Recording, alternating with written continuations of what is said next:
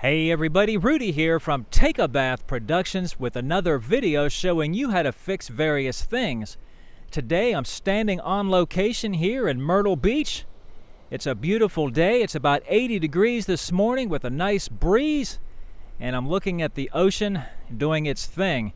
But in this video, I'm going to show you how to set up and program this 6-device Terk universal remote control.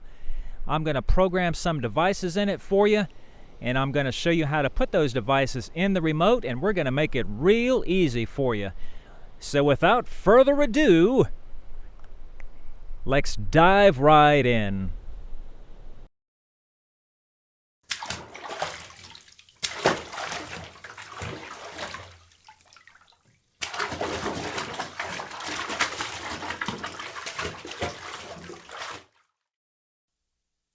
Okay, first things first, you're going to want to install the batteries. They go right here under this back cover. This remote takes two CR2032 batteries, which are very common and fairly cheap when they go bad. They just easily slide in to position, just like so. And also take a look at this back battery cover here. If you notice this R number right here, is going to be a number that you're going to need. Mine is 26211. You're going to need this number if you have lost your code list. You're going to want to go to www.terkcodesupport.com, and I will add this to the description below so that you can plug that number into your into the website there and get the rest of your codes.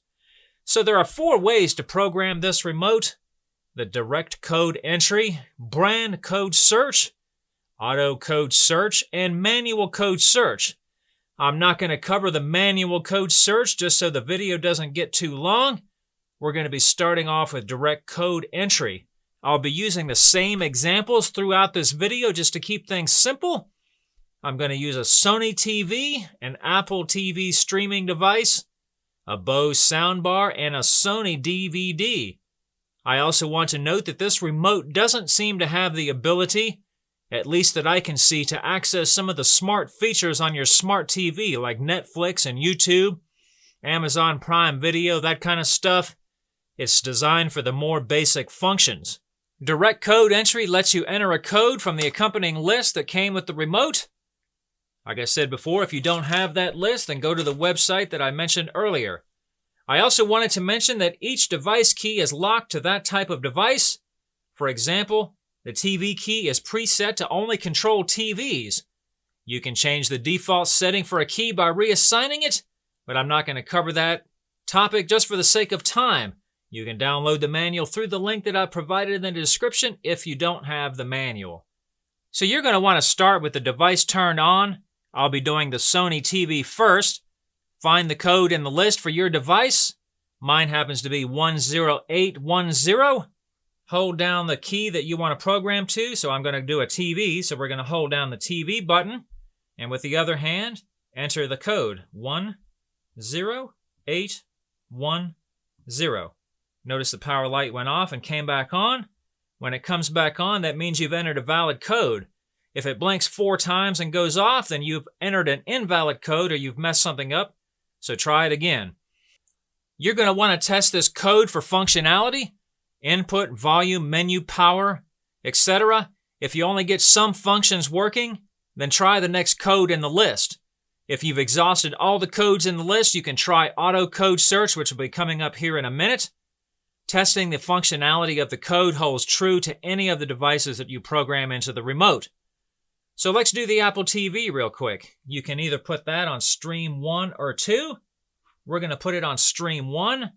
The code for Apple TV, 52615. All right. You're going to want to test that, make sure it works. And then we're going to do Bose audio. So let's hold down the audio button. And the code for that is 41933. Power light came back on, and release. All right, so that wraps up the direct code entry. Next, I'm going to go through the brand code search. The brand code search is only for the most popular brands out there. If you have one of those brands, the setup can be very quick and easy. Here's a picture of the available brands. Okay, as usual, you're going to want to start out with the device you're working with turned on. Find your device's brand code in the list. Press and hold the device key that you're working with. In this case, we're going to be working with a DVD. So press the DVD and the power button at the same time. I don't know if you can see that, but the power button light went off and it came back on.